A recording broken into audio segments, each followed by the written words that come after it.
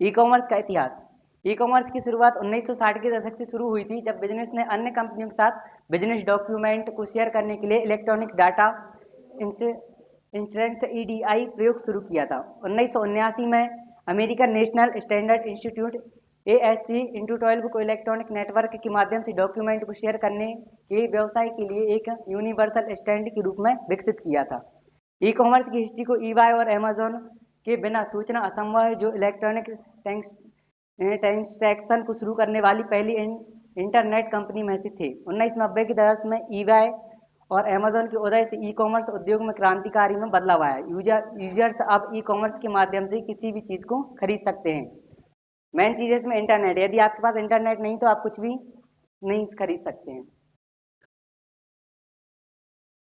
E commerce के मुख्य रूप से 7 भाग होते हैं, लेकिन मेन जो है वो 4 होते हैं।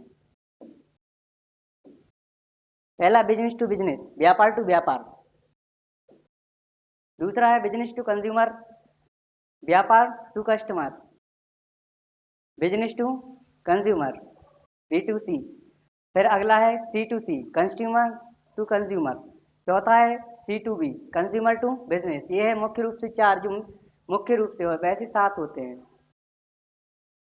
पांचवा है government to business, C to B. छठवा है B to G, business to government. सातवां है C to G, consumer to government. B to B, business to business.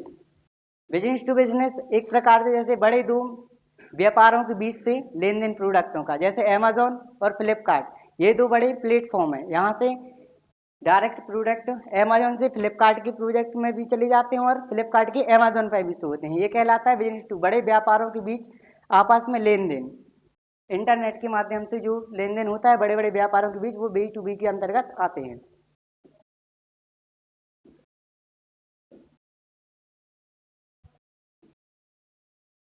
जैसे कि आपने अभी देखा, ये अमेजोन और ये बी टू बी, दूसरा व्यापारी अगले व्यापारी के लिए करता है प्रोडक्ट अपना। अगला है B to C, business to consumer.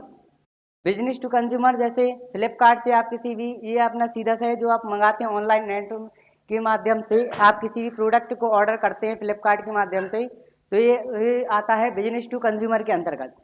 जैसे आपने किसी भी जैकेट या शूज़ को आपने ऑर्डर किया फ्लिपकार्ट या अमेजोन से, तो वो आपके लिए सीधा होम डिलीवरी घर पे देने के लिए आता है। ये आता है बिजनेस टू कंज्यूमर के अंतर्गत। ये है बिजनेस, किसी से भी आपने मंगाया और ये आपके लिए डायरेक्ट कस्टमर को मिल जाएगा। अगला है कंज्यूमर टू कंज्यूमर। जैसे किसी इसमें कंज्यूमर टू कंज्यूमर में होता है डायरेक्ट व्यक्ति खुद सामान मंगाता है और किसी उस इंटरनेट के माध्यम से दूसरा व्यक्ति उसके लिए खरीदता है। जैसे उदाहरण के लिए आप ले सकते हैं ओ एल एक्सा। उस पर आप ओ एल एक्स पे आप देखते हैं कि सेकेंड हैंड चीज़ों को खरीदते हैं इंटरनेट के माध्यम से। जैसे आपने अपनी किसी भी फ़ोन के लिए बेचने के लिए आप ओ एल एक्स पे डालेंगे, तो इंटरनेट के माध्यम से दो कस्टमर के बीच बातचीत होती है, तो वो इंटरनेट के माध्यम से होती है। ये इस पे आप जो भी चीज़ खरीदते हैं वो आपसे इंटरनेट के माध्यम से बात करता है। इसमें उपभोक्ता जो विक्रेता और क्रय करता रहता है वो आपने आपस में सामने नहीं आती, ये इंटरनेट के माध्यम से आपकी बातचीत हो जाती है। ये आता है कंज्यूमर टू कंज्यूमर के अंतर्गत, सी टू सी।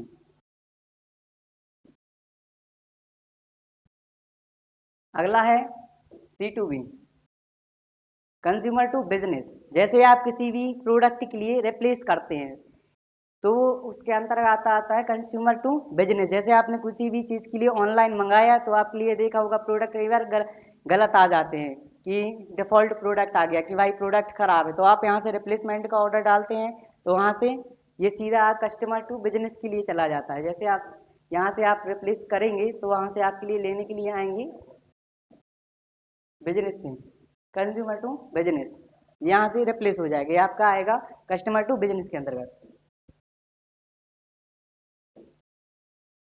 अगला है government to business. Government to business के अंतर्गत आता है, जैसे गवर्नमेंट किसी भी संचालित वेबसाइटों के लिए अपना करती है। ई कॉमर्स एक व्यवसाय मॉडल है, यहाँ सरकार द्वारा व्यावसायिक संगठनों को सूचना और सेवाएं प्रदान की जाती हैं। एक विशाल नेटवर्क के माध्यम से जानकारी साझा करती है विभिन्न सरकारी वेबसाइट। जैसे आपने देखा होगा गवर्नमेंट अपने कार्यों के लिए अलग अलग प्रकार की वेबसाइट अपनी देती है। जैसे आपके लिए कोई भी गवर्नमेंट काम करना तो gov.in के माध्यम से आपके लिए वेबसाइट देती है। तो आप अपना गवर्नमेंट MP ऑनलाइन पोर्टल हो गया, तो इसके माध्यम से आप अपना गवर्नमेंट कर सकते हैं, गवर्नमेंट टू बिजनेस।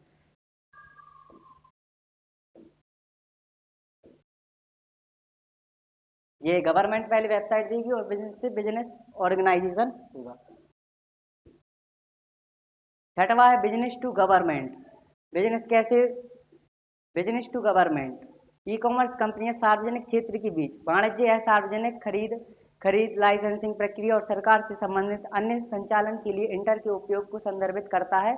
उदाहरण व्यवसाय करों का भुगतान करता है, रिपोर्ट फाइल करता है या सरकारी एजेंसियों को सामान और सेवाएं बेचता है। जैसे बिजनेस है, जैसे कंपनियां बड़ी बड़ी होती हैं TVS वगैरह है, तो ये गवर्नमेंट की उसके लिए जाते हैं। जैसे आपने देखा होगा भी करते हैं तो गवर्नमेंट जो उसमें करता है बीच में सेल। तो ये बिजनेस टू बिजनेस में जो बड़ा व्यापारी होगा यदि उसका प्रोडक्ट अच्छा लगता है तो गवर्नमेंट उसके लिए अप्रूव करती है।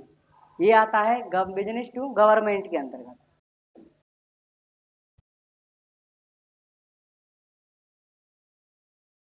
ये बिजनेस टू गवर्नमेंट। अगला है consumer to government. Consumer to government के अंतर्गत आता है ई कॉमर्स मॉडल उपभोक्ताओं को फीडबैक पोस्ट करने या सरकारी प्रशासन या प्राधिकरण को सीधे सार्वजनिक क्षेत्रों के बारे में जानकारी का अनुरोध करने में सक्षम बनाता है। उदाहरण के लिए जब आप सरकारी वेबसाइट के माध्यम से बिजली का बिल भुगतान करते हैं, स्वास्थ्य बीमा का भुगतान करते हैं, करों का भुगतान करते हैं इत्यादि। कस्टमर टू गवर्नमेंट में आपके लिए एग्जाम्पल की आपको बता दें, जैसे किसान है, किसान फसल के लिए उगाता है, जैसे गेहूँ है आपका कुछ भी करता है तो डायरेक्ट गवर्नमेंट के लिए करते हैं, तो वहाँ से गवर्नमेंट उनका अनाज वगैरह खरीदती है। ये आएगा किसके अंतर्गत, कस्टमर टू गवर्नमेंट। किसान है वो भी एक आम आदमी है जो कि सीधे गवर्नमेंट के लिए बेचेगा सामान। ये डायरेक्ट यहाँ से डाल सकते customer to government. E commerce की विशेषताएं, इसमें क्या क्या विशेषताएं। ई कॉमर्स में छोटे या बड़े व्यापारी अंतर्राष्ट्रीय स्तर पर अपना खुद व्यापार कर सकते हैं। ई कॉमर्स में जुड़ाव के लिए हर वर्ग के व्यापारी को इंटरनेट और कंप्यूटर की थोड़ी बहुत ज्ञान होना जरूरी है।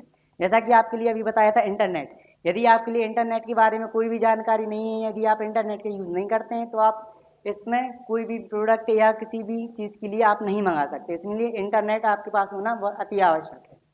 ई कॉमर्स के माध्यम से सेल होने वाली सेवा या प्रोडक्ट को हम केवल देख सकते हैं, समझ सकते हैं, लेकिन जब तक वो हमारे हाथ में नहीं आ जाए तब तक उसको टच नहीं कर सकते। जैसे आप किसी भी चीज़ के लिए ऑनलाइन देखेंगे तो आपके लिए आप उसको टच नहीं कर सकते, सिर्फ आप उसकी इमेज ही देख सकते हैं।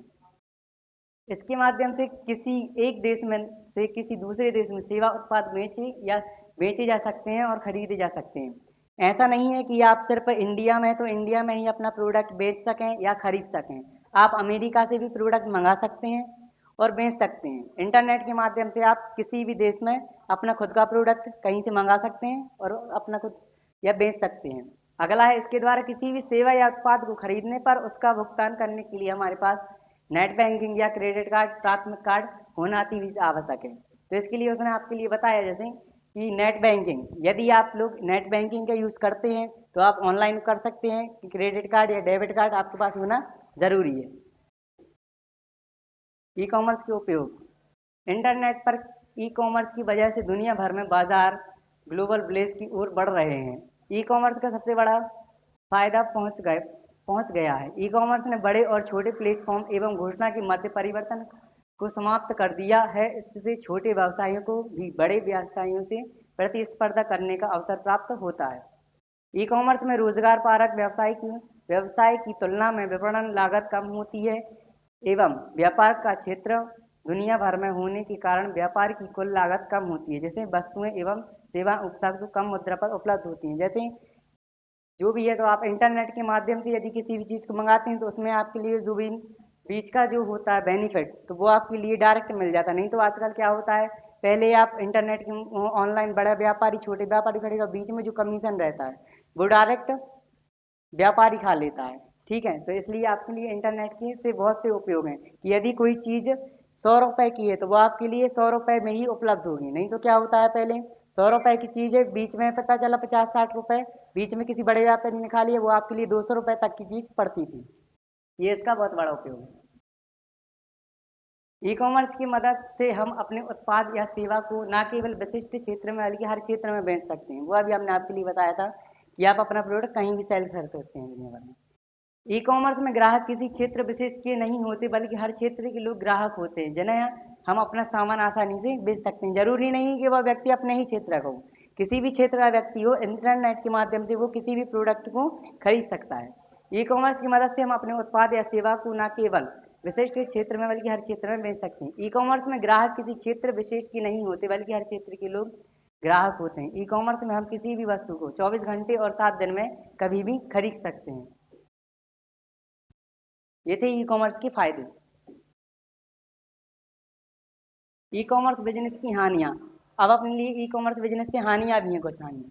ई कॉमर्स या ये व्यवसाय इंटरनेट के माध्यम से व्यापार का संचालन है, न केवल खरीदना और बेचना बल्कि ग्राहकों के लिए सेवा और व्यापार के भागीदारों के साथ सहयोग भी इसमें शामिल है। बुनियादी ढांचे, उपभोक्ता और मूल्य वर्धित प्रकार के व्यापारों के लिए इंटरनेट का यह अवसर प्रस्तुत करता है। जब हम ऑनलाइन सामान खरीदते हैं तो हमें सिर्फ सामान की फोटो या वीडियो ही दिखाई देती है। जब हम वह सामान हम तक पहुंचे तो उसकी अच्छी गुणवत्ता की गारंटी नहीं रहती।